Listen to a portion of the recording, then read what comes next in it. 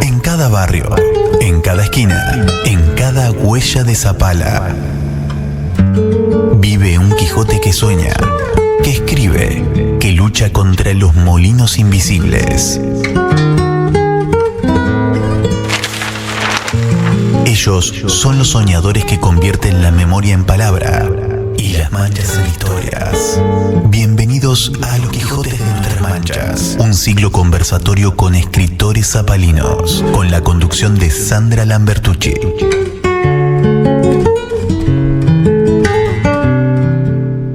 Muy buenas noches, bienvenidos a este rincón sonoro donde la imaginación no paga alquiler y la curiosidad siempre tiene entrada libre. Aquí en las calles que inspiran Zapala, cada puerta guarda un chispazo, cada esquina guarda una historia y cada rostro pregunta qué nos hace humanos cuando la música se detiene. Hoy abrimos el capítulo número 11 de una travesía que busca la cercanía entre, en este caso puntual, la psicología, la literatura y esos relatos que nacen entre las veredas y se quedan en las paredes como una firma indeleble. Porque aquí las historias se experimentan. Que comience el programa, hagan espacio en sus casas, afinen el oído y acompañen este viaje donde lo cotidiano se vuelve extraordinario y lo local universal. Bienvenidos a la experiencia de Los Quijotes de Nuestras Manchas. Apoyan la promoción de la cultura desde la lectura, acompañándonos a descubrir nuevas y otras formas de lectura. Clínica Veterinaria del Sur, en Roca 451, porque creen en el poder transformador de la lectura y por acompañarnos en este recorrido cultural para todos los lectores. Del Viento Distribuciones, en José Mercado 419. Saludamos a todo su equipo. Estamos también junto a BISAP, Grupo Asesor de Seguros, en Juan José Paso 285, esquina Alberdi. Nos acompaña Darío, un ávido y apasionado lector que acompaña nuestra cultura y lee con nosotros cada nueva página. Y como siempre, infaltable, Vanessa de Laberinto Libros, en Uriburu 430. Tenés libros nuevos y usados. Vanessa impulsa programaciones, talleres, propicia encuentros, espacios e ideas que fomentan el hábito de leer. Así que a todos ellos, muy buenas noches. A la audiencia, muy buenas noches. ¿Están listos para escuchar?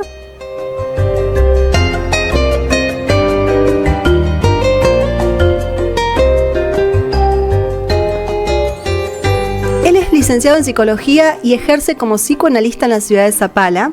En su trayectoria académica fue primeramente profesor en enseñanza primaria, en filosofía, en psicología y en ciencias de educación, ámbitos en los cuales fue sintiendo la pasión por las complejidades de la mente, siempre con una inquietud filosófica. Aunque es nacido en Buenos Aires, ha crecido en la provincia de Corrientes, en los pueblos de Salada, no sé después si me va a corregir, Itá y Baté, lugares en donde tuvieron lugar sus primeros interrogantes sobre el humano. Ejerce la docencia desde 1998 y habiéndose desempeñado principalmente en la educación secundaria tanto en Corrientes como en San Luis y en los últimos años en educación terciaria y en clínica privada. Su libro se llama Praxis Psicoanalítica Performativa y Transformación Social, Implicaciones Filosóficas, publicado por Letra Viva en 2021. Le damos la bienvenida al licenciado José María Gómez. Muy buenas noches. Hola Sandra, muy buenas noches. El placer de estar acá contigo compartiendo, así que te agradezco la invitación. Y bueno, me encanta esta idea de un espacio donde se pueda hablar de distintos temas, bueno, en relación a la literatura, por supuesto, y en este caso ver cómo lo relacionamos con los aportes que puede dar la psicología, y específicamente la psicología profunda, como se le llama al psicoanálisis. Así que para mí es un gusto y saludos a toda tu audiencia también. Sí, es un libro difícil el nombre, y para quienes no tienen formación quizás un poco académica, ¿no? Entenderlo. Yo cuento con el libro, obviamente cuento con un ejemplar porque lo presentamos en 2021, ¿puede ser? Sí, así es. Ahí creo que estábamos en la misma Globa, donde presenté primero yo y después vos, una cosa así. Claro, cuando se generó, sí, que fue en el Paseo de la Estación con esas globas blancas, me acuerdo que teníamos espacios ahí. Sí, exactamente, sí, ahí después hiciste vos tu presentación ese año. Ese año, sí, fue bastante. José, ¿cómo conjugás? Porque te definí como licenciado, como profesor, como escritor, como humano? Vos que Sí, estudiás la mente, totalmente. ¿cómo te conjugás con todas esas profesiones? Mirá, a mí me gusta pensar en esta idea de ser un libre pensador, un caminante, tomando una metáfora de Nietzsche, que tiene un libro precisamente que se llama El caminante y su sombra. Ajá. Y todo se relaciona con todo, porque desde mis primeras reflexiones en la niñez, te diría yo, en la pubertad, allá en Itaibaté, que es un pueblito del interior de Corrientes, es un nombre en guaraní que significa piedra alta. Mira. Estamos ahí a la vera del río Paraná, frente tenemos las costas paraguayas.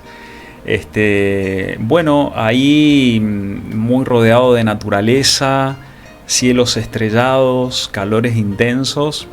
Empezaron como mis reflexiones viendo los colectivos pasar por la Ruta Nacional 12, el pueblo está como a 2 kilómetros, e imaginando viajes, imaginando, bueno, a ver qué iba a hacer con mi vida. Estaba ahí empezando el secundario y demás. ¿El secundario? El secundario, Ajá. sí. No, cuando me planteaba estas reflexiones acerca de, bueno, ¿qué se hace con la vida? ¿De qué se trata? No sé, uno siente ahí la angustia de esa etapa, Sí. los conflictos. A veces te sentís muy solo. Bueno, yo soy hijo único, es decir, que no tuve ahí familia, excepto mis padres, con quienes charlar a veces, en fin, grupos de amigos y demás que te van ayudando, pero fundamentalmente reflexiones en esas noches de angustia. Te llevan a plantearte, bueno, ¿de qué se trata? Así como muy intuitivamente, ¿no? Después definís que vas a estudiar psicología. Claro, fue un camino, es decir, imagínate que mi formación secundaria era en perito mercantil, pero un nivel académico de los que se puede tener en un pueblo donde prácticamente no llegan los profes. De hecho, acá mismo en Neuquén sigue siendo una realidad. Sí. Estamos hablando allá de la década del 80, en el interior de Corrientes. Entonces, cuando iba aproximándome a la finalización de los estudios secundarios, dije, bueno, no sé qué quiero hacer, lo único que sé es que quiero estudiar algo. Entonces, pero además quería estudiar algo, pero lo que más valoraba era poder hacer un viaje, salir del pueblo. Yo quería ir a esa ruta. Eso era lo que me inspiraba. Entonces ponerle una localidad muy cerca donde podía estudiar, ponerle que de acá a Las Lajas, podía estudiar el profesorado para la enseñanza primaria, como se le llamaba. No, se le sigue llamando. Se sigue llamando así. Sí, profesorado para la enseñanza primaria. Y yo elegí una ciudad más alejada del pueblo para estudiar ese profesorado, que antes duraba menos. La ciudad de Saladas, Corrientes, tierra del Sargento Cabral, donde yo también pasé parte de mi infancia.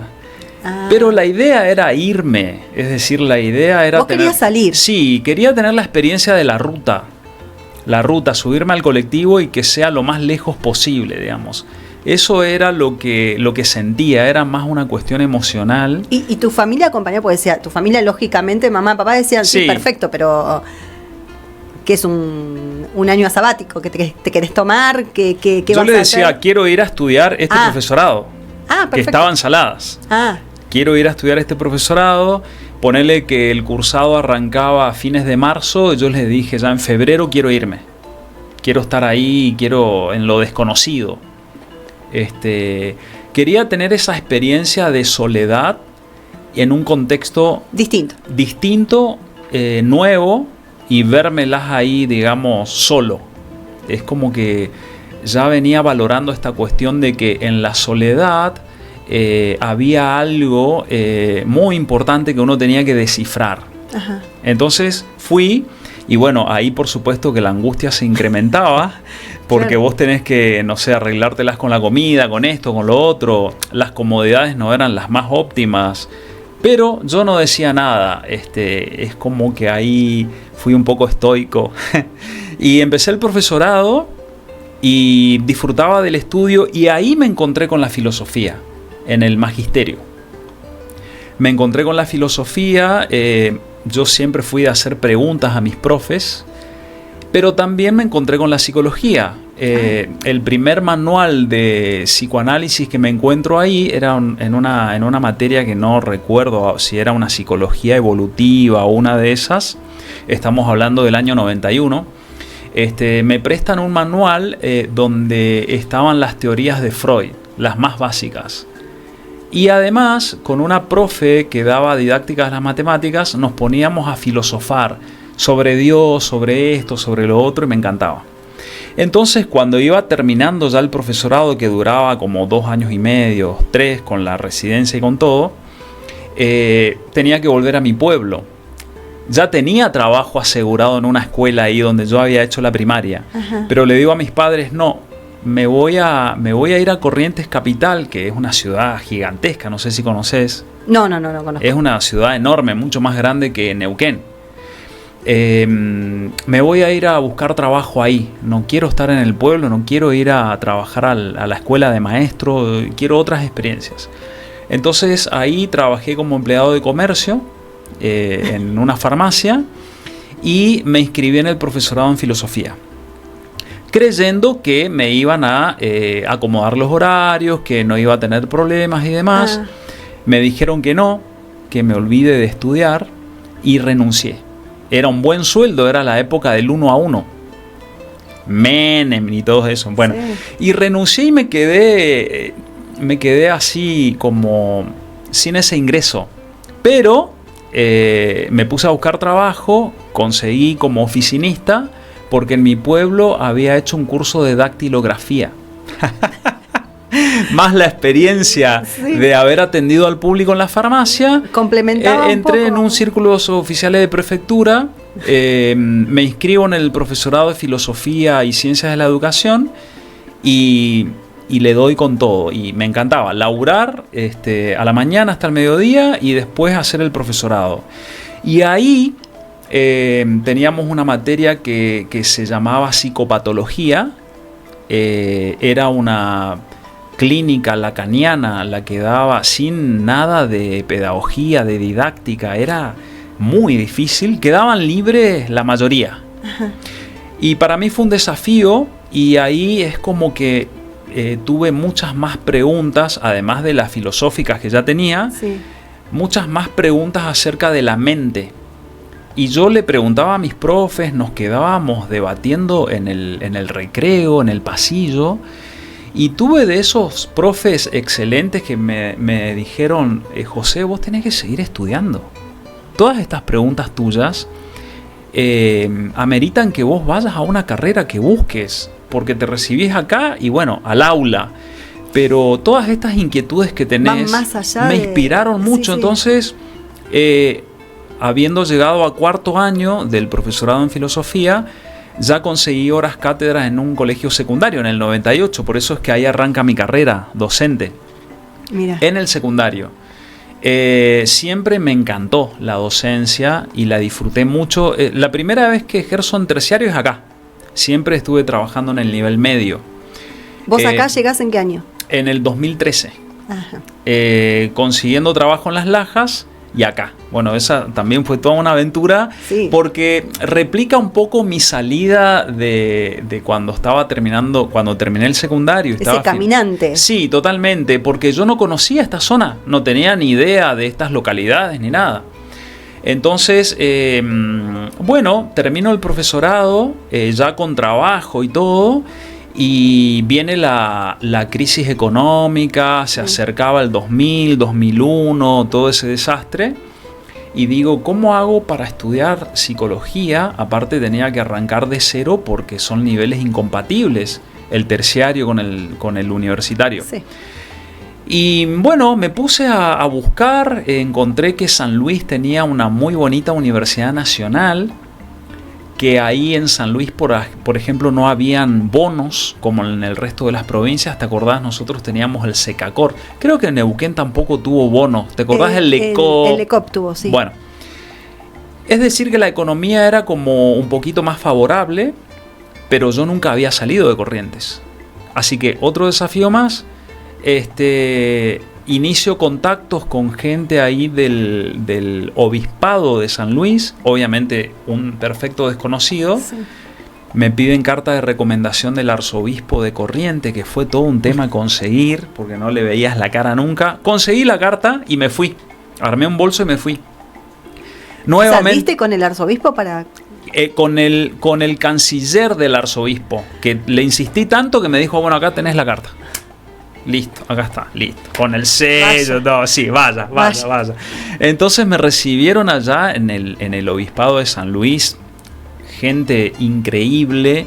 Eso es lo que también reconforta tanto, que al no tener familia, excepto mis padres, siempre me encontré con gente con las cuales construí vínculos como familiares. Como familiares, sí. Y sin tener relación consanguínea, digamos. ¿Y tus padres cómo viven bueno, me queda desapego total? Claro, me queda mi mamá, que está en Saladas. Ella cumple ahora el 29 de noviembre 92 años. Sí, y mi papá falleció en 2000. Sí, justo cuando yo estaba partiendo, como cuando estaba tomando una decisión, haciendo una salida, sí, fallece él. Pero lo genial es que siempre de niño en mi casa se habló del tema de la muerte, que para mí es un tema apasionante. Pero bueno, otro tema, ¿no? La cuestión de la muerte en relación a la vida, ¿no? Pero me refiero a que ellos, ese desapego tuyo, esa necesidad tuya de salir, de ser un caminante, como decís vos, ¿ellos lo vivieron con total naturalidad? ¿O hubo, porque por ahí siendo hijo único, quedan solos totalmente? Después tu mamá queda sola totalmente. Uh-huh. ¿O tuviste que también ese desafío de poner en la balanza, decir, bueno, podrías haberte vuelto a vivir con tu mamá, por ejemplo, que queda sola? No tuve esos conflictos porque desde chico, cuando yo le planteaba mis preguntas, sí, principalmente mi mamá me animaba a que vaya. Pero aparte, por ejemplo, imagínate la pobreza en Corrientes, algunos detalles así de contexto. Sí. Nuestra casa era de ladrillos asentados en barro, techo de paja. Las lluvias subtropicales que hay allá, nosotros teníamos que esperar a que la paja se hinche para que no gotee tanto. Claro. Y mi viejo se levantaba a las 5 de la mañana a hornear pan y yo salía a vender. Es decir, donde tus amigos están jugando, claro, yo iba a la casa, golpeaba las manos, ofreciendo el pan que hacía mi viejo. Mis padres, por ejemplo, nunca tuvieron un recibo de sueldo. Entonces, el hecho de empezar a trabajar también de tan chico, por ejemplo, en esto de que todo se relaciona con todo. Había una única señora en el pueblo, doña Lidia, que vendía revistas. Y yo era su vendedor. Y me dejaba, andaba con mi bicicletita vendiendo a la tarde, vendiendo revistas. Y a la mañana, vendía pan. Entonces ella los fines de semana me prestaba 2 revistas de historias como Nippur, Dago y otros héroes así. Sí. Y yo me ponía a leer y no entendía un montón de palabras, entonces mi mamá me regaló un diccionario. Eso, a los 9, 10, 11, sí, sin tele, sin nada, fue como lo que me empezó a apasionar, claro, totalmente. Sí.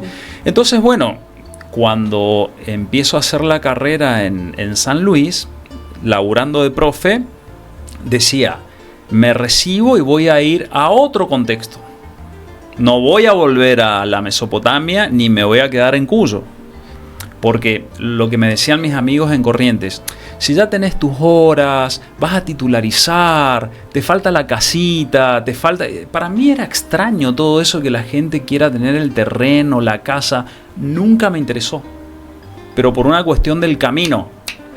Pero el camino al estilo de Antonio Machado, ¿no? Sí. El que se hace al andar, ¿no? Sí. El camino que ya está delimitado, lo que hace todo el mundo y demás, nunca me cerró. Y entonces yo partía. Lo mismo me pasó en San Luis. Tenía la posibilidad de trabajar en una cátedra. Era un muy buen estudiante.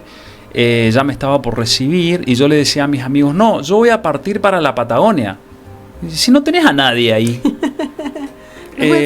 Hay gente, hay seres humanos que me van a ayudar como en todos los lugares a donde fui. Y me largué así.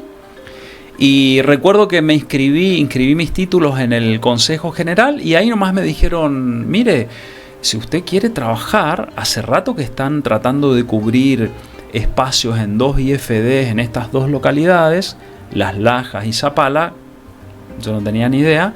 Le digo, sí, totalmente, encantado. Así que siempre arranqué y ahí nomás, con las 36 horas, con el recibimiento de la directora de Las Lajas, de acá también. Me alojaron en la casita de ATEM en Las Lajas, porque yo andaba con mi bolso nada más. Y así empezó. Lo que implica andar ligero de equipaje también. Totalmente. ¿No es cierto? Porque esto por ahí con familia, con hijos, dejando atrás tantas cosas también es mucho más difícil. Claro, me encontraba con colegas que decían, ¿cómo es que andás solo?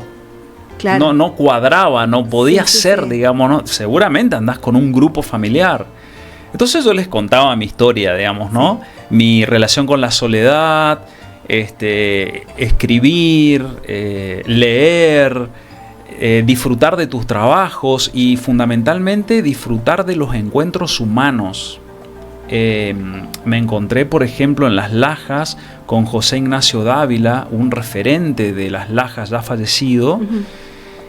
Yo podía estar en la casita del gremio el fin de semana nada más, porque no era para alojar gente, y él me dijo, venía a casa, él había quedado viudo, le quedaron habitaciones, nos hicimos amigos, filosofábamos, y yo empezaba a trabajar ahí, en el 7, y me venía en el Cono Sur al 13, y así. No sabía ni manejar, porque nunca accedí a un auto ni nada, nunca nadie me enseñó nada de eso. Era andar por el camino estudiando y trabajando. Entonces, bueno... Era literalmente caminarlo. Sí, era caminarlo, era construirlo. Exacto. Y de hecho, estoy en eso y así va a ser hasta el suspiro final. Pensaba en este recorrido, ¿no? Por todos lados. ¿Y tenés pensado un destino? O sea, no sé si el destino como final. Sino decir, bueno, porque acá está desde 2013, estamos en 2025, ya tenés una trayectoria. Claro, vos sabés que me gusta, muchas cosas pasan y pasarán, ¿no? Lo que me gusta de Zapala, por ejemplo, lo que me pasó en Las Lajas era que ahí era imposible ejercer la clínica, menos el psicoanálisis. Por una cuestión de que, por ejemplo, no había ni consultorios para alquilar. Es por la idiosincrasia, digamos, también de... Claro, y la gente, al menos en esa etapa, no tenía muy incorporado todavía lo de ir y hacer terapia.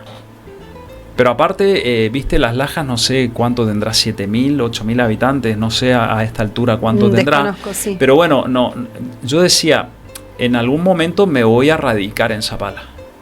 Porque yo necesito ejercer la profesión que seguía estudiando, me seguía formando. Entonces llegó un momento en que tuve que renunciar a mis horas allá y tomé acá. Y alquilé un consultorio acá. Y empecé a trabajar acá en la clínica. Y bueno, fue apasionante. Acá la gente sí va al psicoanalista. Y después del 2020, después de lo que fue el COVID, sí. También la gente...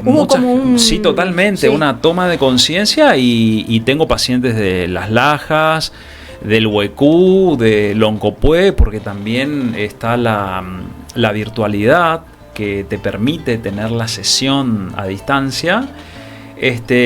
Pero respondiendo un poco a tu pregunta, cuando me instalé acá en Zapala, sí, me encontré con muchas cosas a favor, en el sentido de que yo siempre padecí mucho el calor húmedo del norte.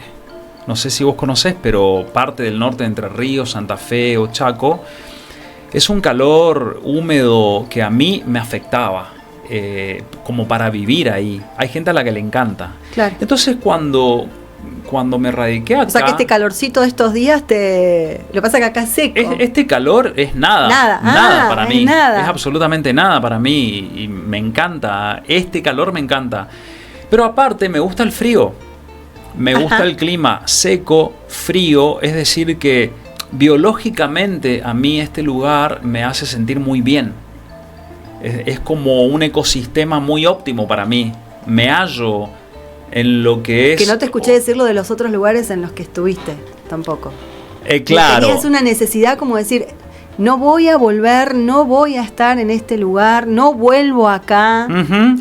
Entonces, se dieron una serie de combinaciones que la gente le suele llamar suerte, o destino, o lo que sea, el creyente, digamos. ¿Causalidad no? Sí, claro, son tus decisiones, sí. Son tus decisiones las que te llevan tanto a encontrarte con personas o con lugares. Y a desencontrarte también, sí. Absolutamente, sí, porque es esto de... Me gusta pensar en esta metáfora de la partida de ajedrez, ¿viste?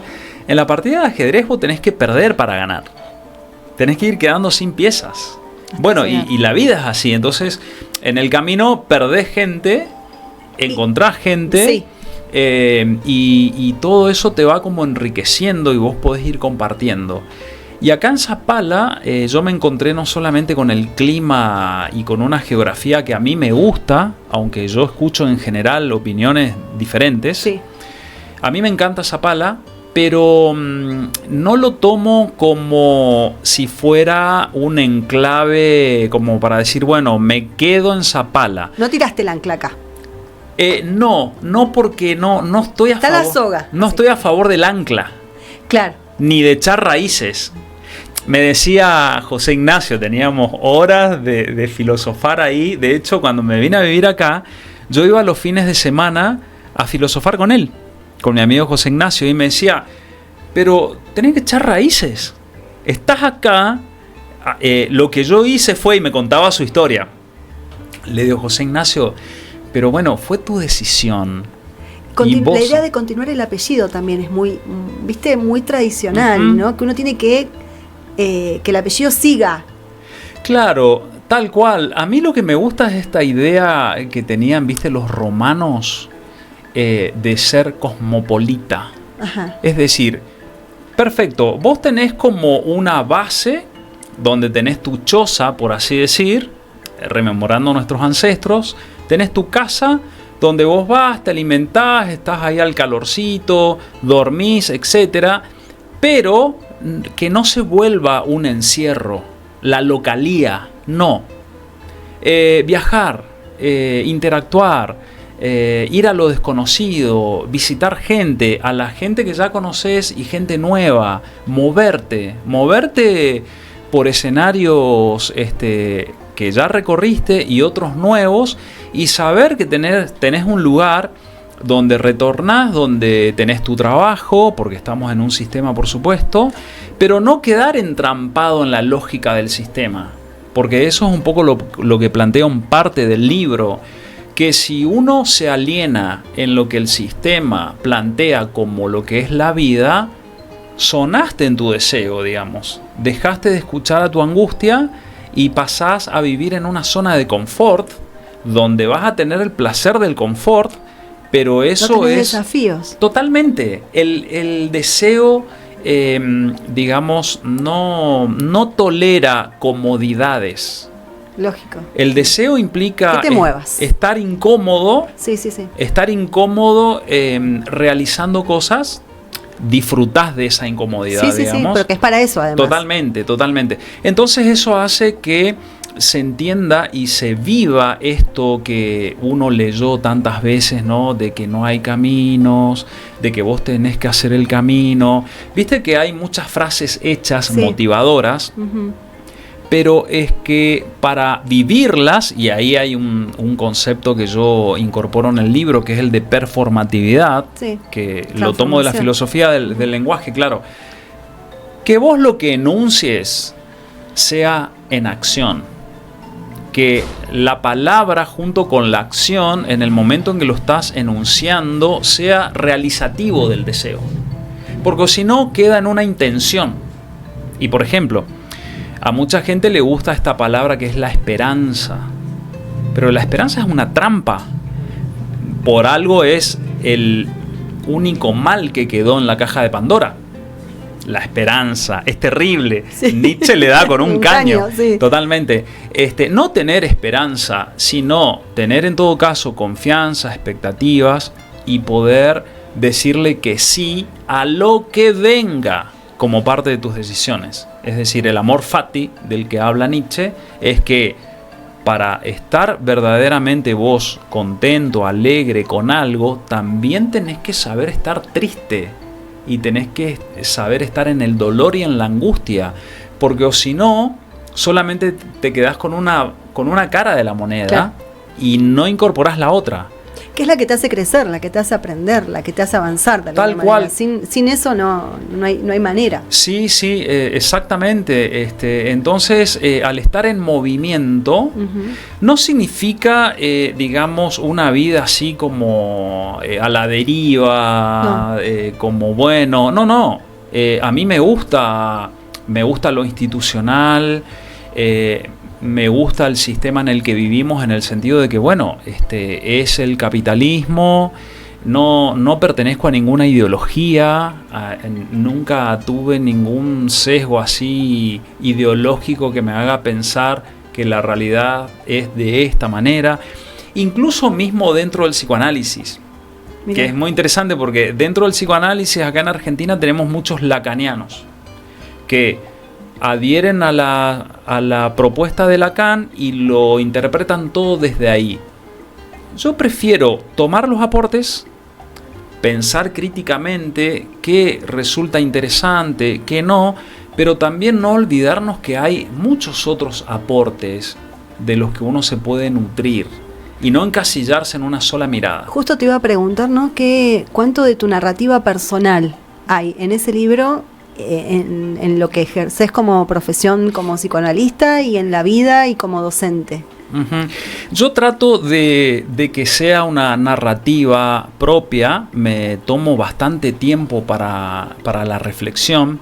De hecho, antes de venir para acá, estaba en Vittorio solo, tomando algo, y alguien que te conoce se acerca y bueno, le comentás que estás solo ahí, qué sé yo, haciendo una reflexión. Y todos van con alguien en general. Claro, sí. Y yo le decía, para mí es muy importante, aparte soy de hacer como balances hacia fin de año, de cómo fue, bueno, los pros, los contras, objetivos y demás.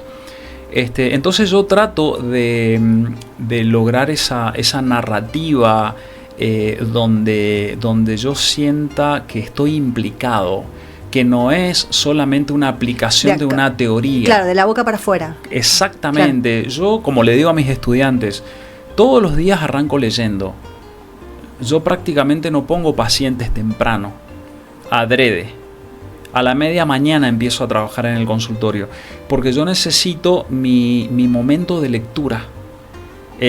Hace poquito pude hacer instalar una biblioteca flotante ahí en el consultorio. En mi casa, donde yo alquilo, y tengo una linda biblioteca. Y ese es un momento para mí genial. Y dicen que la literatura es como un espejo del inconsciente, ¿no? Ajá. Lo he escuchado así, lo he leído así, y veo que juegan en vos un papel bastante importante. Esa literatura tiene que ver con lo académico, esa literatura tiene que ver con lecturas variadas. ¿Cuál es tu soporte? Más allá de que yo te veo a veces en TikTok o en algunas publicaciones, sí, en las que vos estás hablando puntualmente de temas de interés que hacen al psicoanálisis, me imagino, pero después vos te nutrís de esa lectura que tiene que ver con ¿qué? Bueno, trato de tener una lectura lo más variada, pero por supuesto que uno tiene que seleccionar. Obvio. Uno tiene que hacer un recorte. Todo aquello que apunte a lo profundo de lo humano es lo que yo tomo como material de lectura en esto de lo que te transforma. Autores que hablan sí o sí de la angustia. Por ejemplo, Hermann Hesse. Para mí El lobo estepario es el libro. Uno de los más importantes. Más importante, sí. Totalmente. Pero después, por ejemplo, me gusta leer también algo de religión. Me interesa la filosofía de la religión, me interesa la mitología. ¿En el estudio cuando hiciste el profesorado en filosofía no tenías Sí. ¿O está muy alejado? ¿Religión? Sí. Sí, tuve 4 años de teología. Ah. Sí, y eran unos debates apasionantes. Me imagino, sí. Gracias a esos debates y gracias a esas materias teológicas es que me hice no creyente. Claro, es decir, me fui convirtiendo en esto de no creyente, pero no anti, sino poder comprender los fundamentos de la creencia. Sí. La mayoría de mis amigos son católicos, y charlamos, debatimos, pude conocer Roma, es decir, es excelente todo lo que da la historia de la religión, pero con el conocimiento y los fundamentos como para decir, yo no soy creyente, pero comprendo por qué sí la gente cree, digamos, ¿no? Fue una de las cosas que principalmente mi vieja tuvo como que elaborar, porque mi vieja es re creyente. Ajá. Pero bueno, no fue tanto con que te fueras, sino con el tema de la religión. Claro, sí, esas lecturas que haces, me decía mi vieja. Claro. Pero, ¿qué te iba a decir? Volviendo a los autores, ¿no? Sí. Leo bastante de psicoanálisis, pero voy enriqueciéndome de otras lecturas, como la de Hermann Hesse, por ejemplo. También me gusta mucho el aporte de Camus cuando habla de lo absurdo. Y algo, pero muy básico que también me interesa rescatar, que son aportes que hacen divulgadores desde la física. Bien.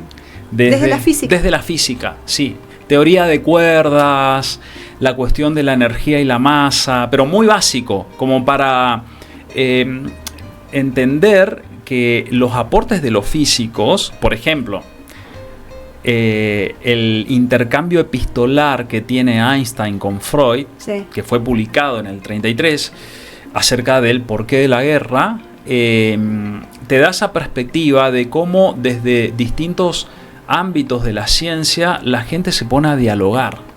Entonces, saber lo básico de cómo se comporta. Es como un insumo para vos. Claro, totalmente. Sí, ¿por qué? Porque te amplía la mirada acerca de la realidad.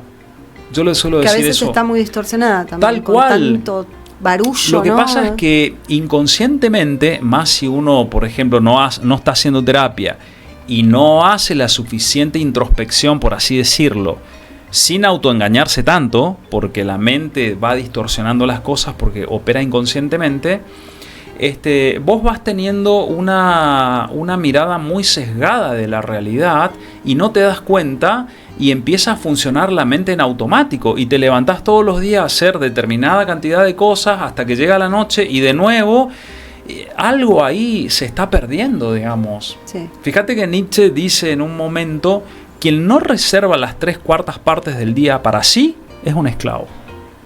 Es contundente y él murió en 1900, obviamente. Está lleno de esclavos.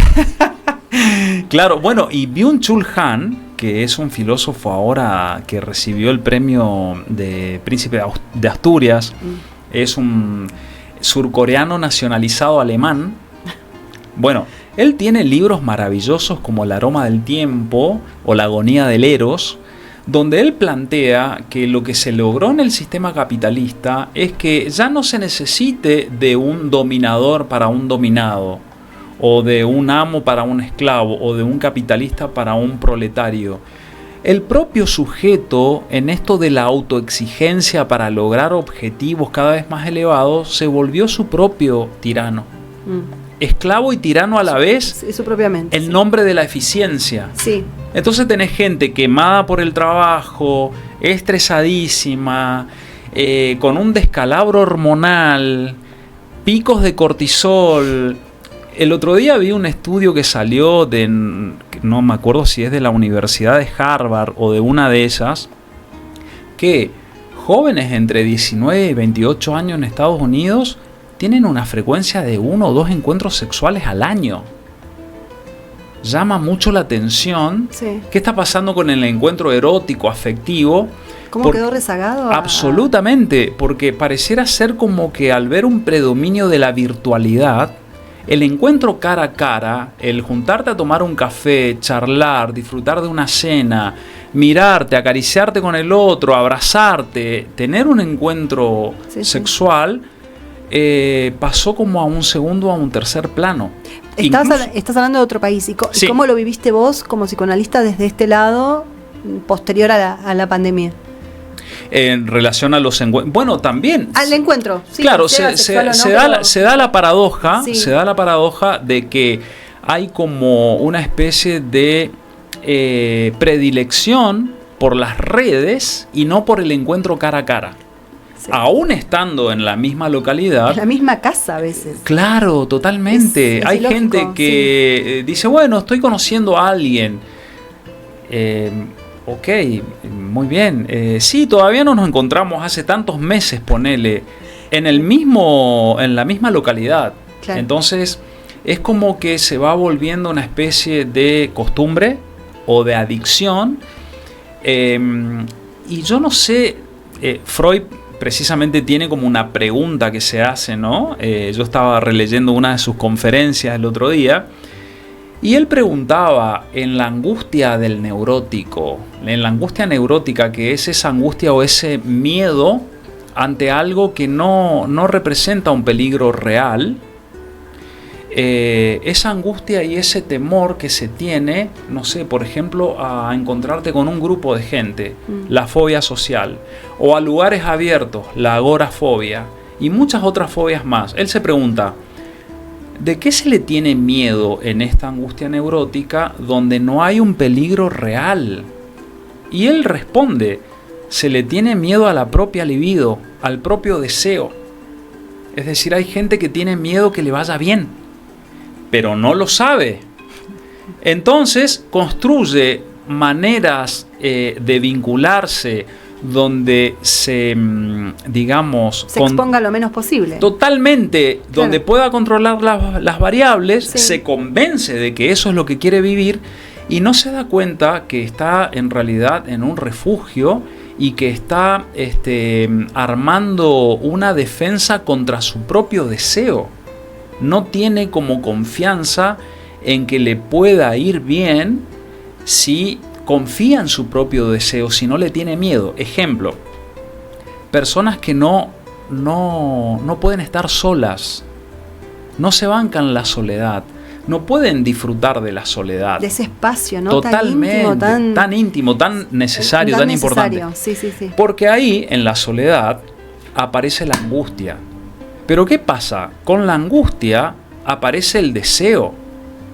Lo que pasa es que... Y la frustración también. Totalmente. ¿O no? En general, a la gente no le gusta la angustia. No quisiera angustiarse. De hecho, cada vez gente más joven toma ansiolíticos o psicotrópicos. Como un escape a tener que pasar por esa instancia. Tal cual. Sin embargo, en la soledad, sintiendo la angustia, vos podés empezar a encontrarte con tus aspectos deseantes e ir dándole formas realizativas. Que ahí viene lo performativo, ¿no? Y el hecho de conocerte, porque muchas las cosas que nos pasa es que nosotros mismos no nos conocemos, ¿no? Que no sabemos qué nos gusta, qué queremos, qué deseamos. Es como que vamos, en esto que hablabas vos del automático, ¿no? Vamos, transitamos, o el deber ser, o hacemos lo que tenemos que hacer, y nunca nos detenemos a fijarnos si realmente lo que hacemos es lo que nos gusta, si estamos completos con eso que hacemos todos los días, si realmente lo hacemos de manera equilibrada también, cuánto hay de ese equilibrio que me falla y cuánto hay de lo que debo ser con lo que quiero ser. Creo que después de la pandemia sí se acentuó un poco más ese estado de... No digo de aceptación de soledad, pero sí de distanciamiento hacia lo social, lo que yo veo es que la gente no entiende que ese espacio de soledad, todos los beneficios que tiene, no para quedarte solo, o sí, puede ser tu elección, pero sí como un espacio de resignificación, de reconstrucción, de mirarse a sí mismo. Claro, ahí tocas un tema muy interesante porque, digamos, el sistema en general en el que vivimos ha como convencido de que uno tiene que estar con otros en general y que tiene que tener cosas para estar bien, el consumo. Ahora, en sentido estricto, uno siempre está solo, aunque estés con el otro. siempre. Entonces, esa relación con vos misma, con vos mismo, en comunicación con el otro, la idea es que vaya mejorando. Y donde más te las ves con vos mismo es cuando no hay otro. La peor forma de soledad, y de esto también habla Nietzsche y coincide el psicoanálisis, la peor forma de soledad es aquella donde estás de la peor manera solo. Es decir, estás con un otro en una relación de dependencia que te impide el vínculo con vos mismo, que está ahí aguardando. O sea, uno no puede escapar de uno mismo. Lo más grave es cuando uno quiere escapar de uno mismo, lo cual es imposible. Entonces ahí la gente se pierde de la gran posibilidad de encontrarse con uno, que nunca va a desaparecer ese vínculo, porque es la única relación en sentido estricto que uno puede tener. Lo que se le llama relación con el otro es una aproximación, es el intento de comunicación, es que el otro pueda interpretar lo que vos estás sintiendo y que estás poniendo en palabras o en gestos. Está más asegurado el malentendido que otra cosa ahí. Sí. Eso que se le llama la empatía, bueno, hay que ver de qué se habla cuando se habla de empatía, porque esto lo decía Rilke también, muy bonito, ¿no? Es decir, cuando uno ama la infinita distancia que hay entre los dos amantes, es donde hay posibilidades de que el amor pueda crecer. Claro. Pero tenés que amar esa distancia. Claro. Y ahí sí. ¿Por qué? Porque vos compartís soledades. La soledad del otro que se aproxima en un proyecto, ponele de pareja. Y tu soledad, pero no querer mezclar, querer unir, o eso de la media naranja y esos mitos. Los complementos. Los complementos. Es terrible, porque ahí se da lo que Lacan, y yo estoy de acuerdo ahí con Lacan, se da un sucio embrollo.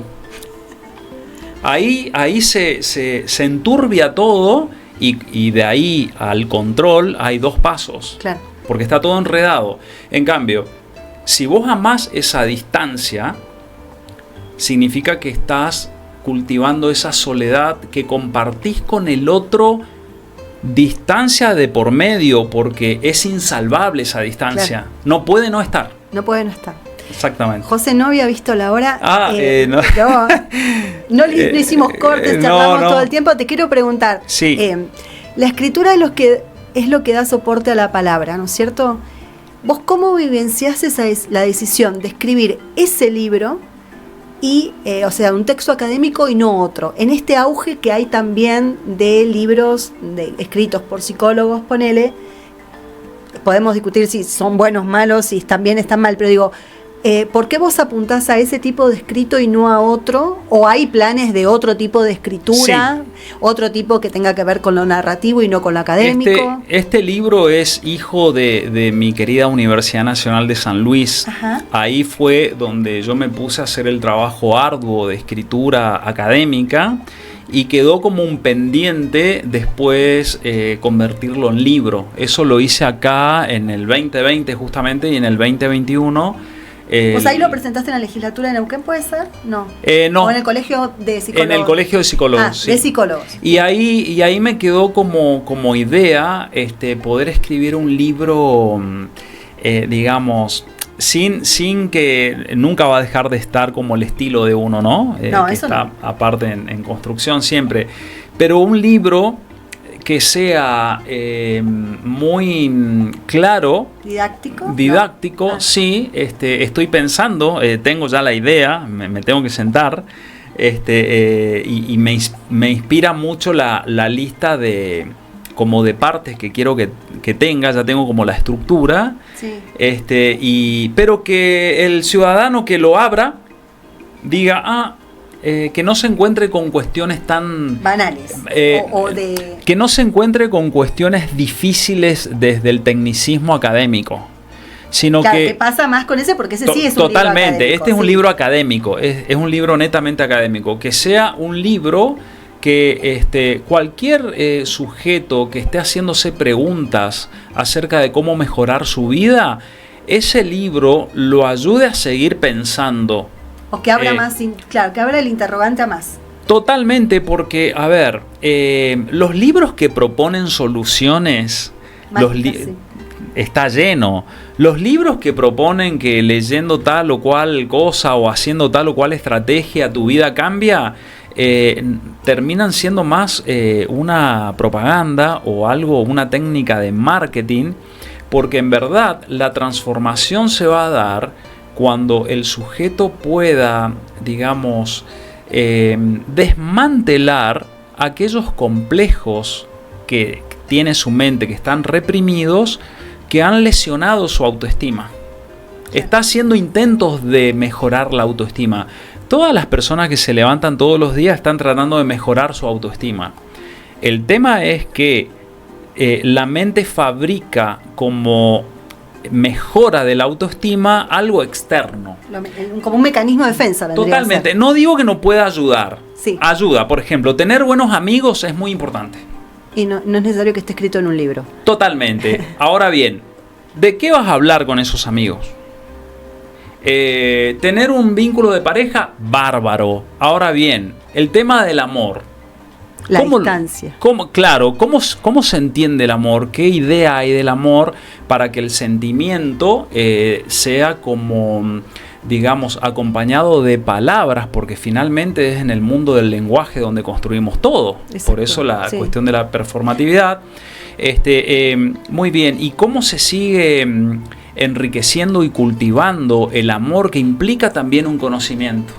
¿Todo eso sería parte del libro o son ideas que...? Sería parte del libro. Ajá. Sería parte del libro, pero para que la persona vaya más y más hacia aquellas verdades propias que están todavía reprimidas.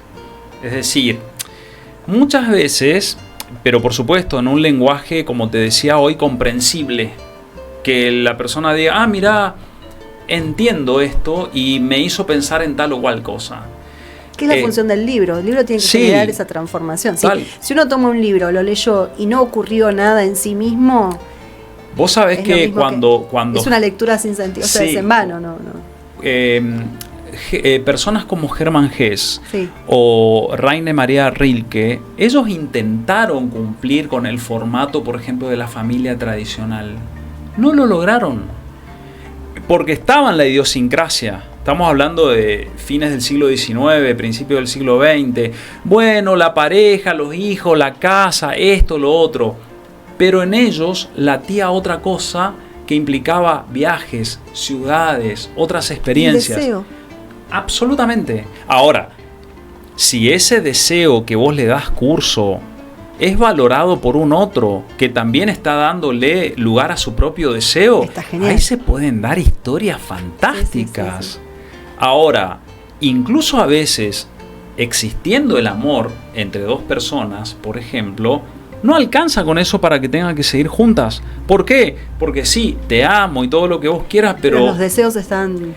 Claro, totalmente. Entonces a veces con ese dolor que implica que vos amás al otro, las decisiones llevan por otros caminos, que no significa que dejes de amar, porque ahí estaría la parte de lo inconsciente, que es el gran aporte psicoanalítico. Uno decide, ama, odia o lo que se te ocurra desde lo inconsciente. La persona que se quedó identificada con lo que se le llama personalidad o forma de ser o carácter, ignora la parte que predomina en realidad en la vida. Sí, la real, la verdadera, que es lo inconsciente. Sí. Entonces, si uno puede explorar eso y tenés vínculos que te inciten a eso, y a la vez vos también vas incitando al otro, pero el otro hará lo que quiera, lo que pueda, lo que sea, bueno, ahí se pueden dar historias extraordinarias. En la diferencia, ¿no?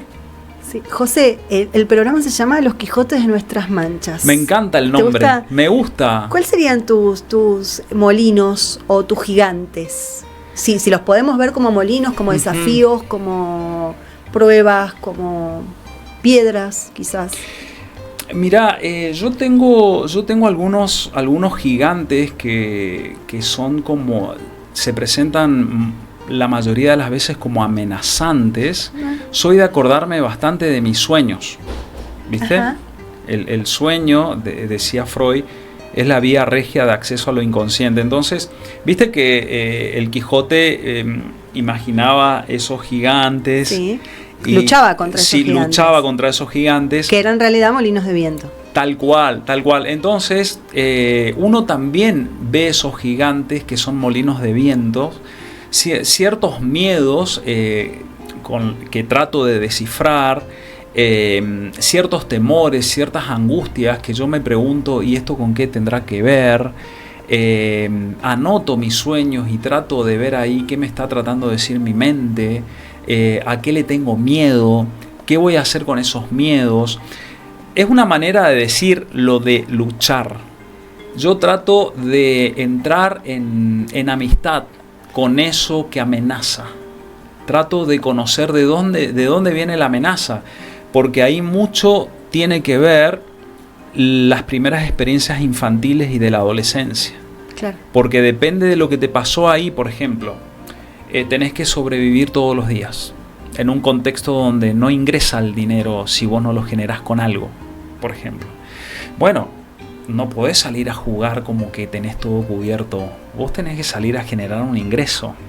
Y eso queda grabado en el inconsciente. Queda grabado. Y después se proyecta. Totalmente. Entonces, pero ahí vos podés transformarlo en proyecto. La carencia siempre tiene que estar. Si no llega a estar la falta, significa que la persona siente que está completa y se ahoga el deseo. Claro. Hasta el instante final, fíjate vos. Tenemos que estar aprendiendo todo el tiempo. Todo el tiempo. Es un circuito. Fíjate que Freud estaba ya en sus últimas horas y estaba ahí el médico que lo estaba asistiendo con la morfina y demás. Y Freud, el último libro que leyó se llama La piel de Zapa. Y Freud dice, este era el libro que yo tenía que leer. Y pasó un tiempito ahí y muere. Hasta el final estuvo rodeado de su familia en Londres, leyendo un libro nuevo, el padre del psicoanálisis, que dio conferencia. Sí, bueno, que se suponía que decís, bueno, ¿qué más le puede estar faltando para leer? Ya está. Freud, listo, estás completo. Es que nunca uno tiene que querer siquiera estar completo, sino amar la incompletud, amar la falta. Tiene que haber carencia. Por eso, digamos, la pobreza es la madre del eros. Es decir, el eros tiene que tener esto de la falta. La búsqueda, para poder buscar. Sí, totalmente. Por eso es un ser alado en la representación mitológica. Porque va y anima, digamos, todo lo que uno haga con amor va a estar animado. Pero siempre tiene que existir esa falta. Si la persona busca la completud o el todo, bueno, van a venir los síntomas. Claro. Porque algo queda encerrado ahí. Bien.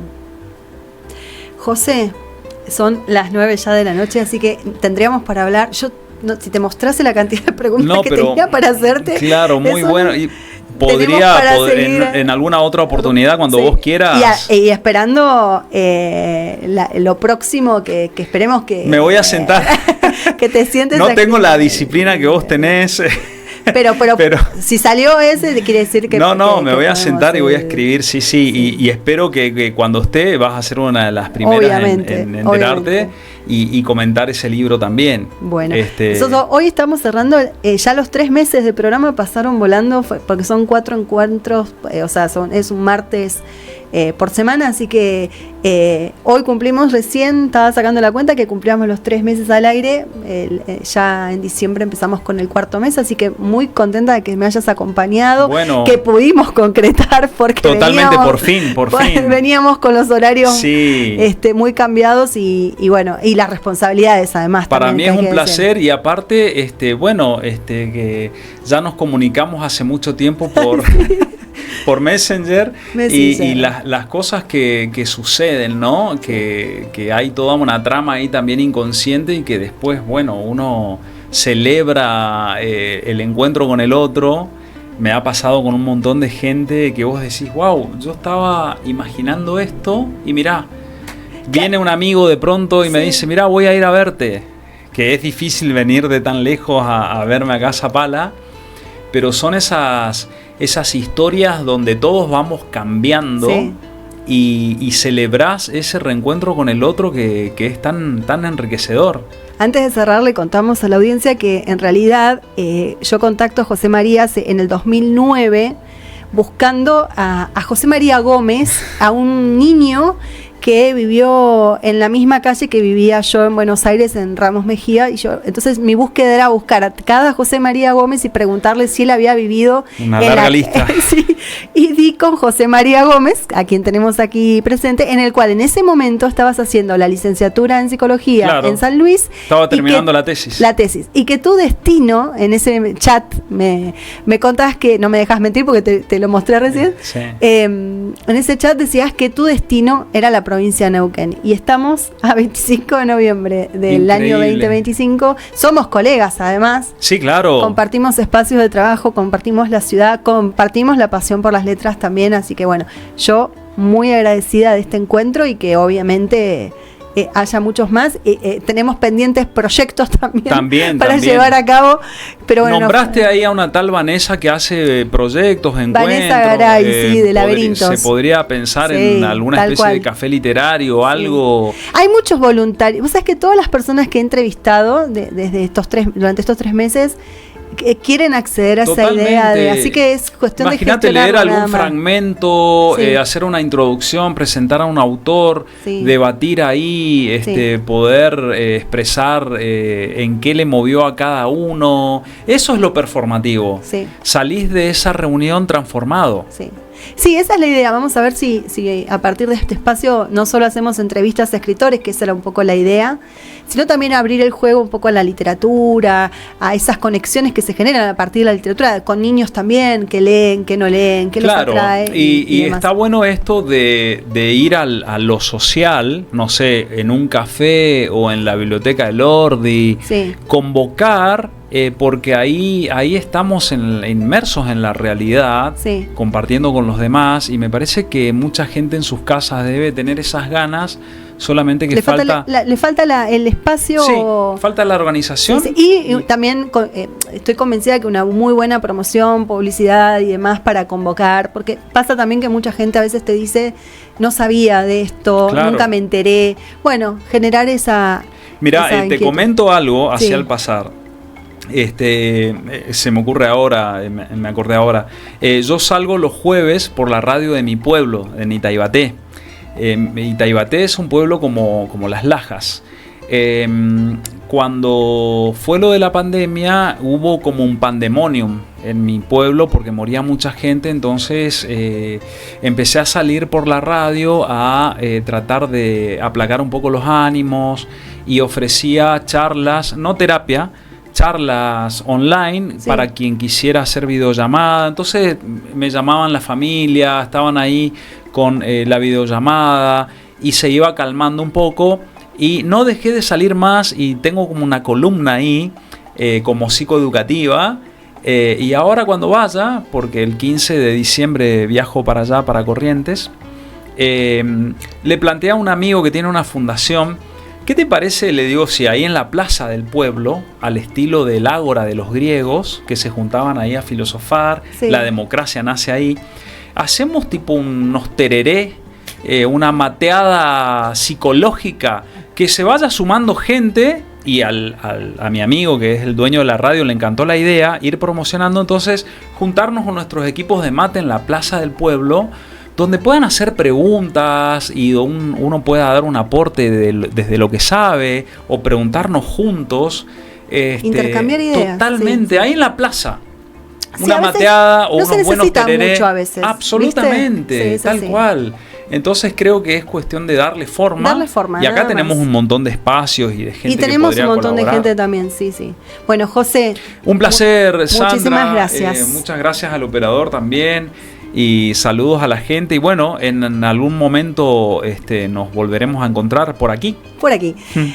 Agradecemos a los Quijotes locales, a Clínica Veterinaria del Sur, a Del Viento Distribuciones, a Visap, Grupo Asesor de Seguros, y a Laberinto Libros. Nos vemos en el próximo capítulo de los Quijotes de Nuestras Manchas, que el relato sigue la ciudad otra vez se convierta en un gran libro por leer. Muy buenas noches.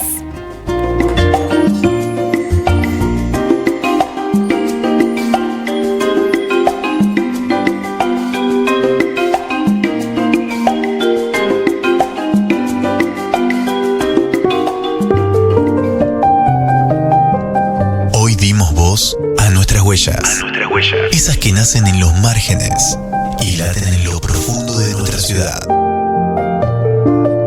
Los Quijotes de nuestras manchas. Hasta el próximo martes, cuando otra historia nos convoque.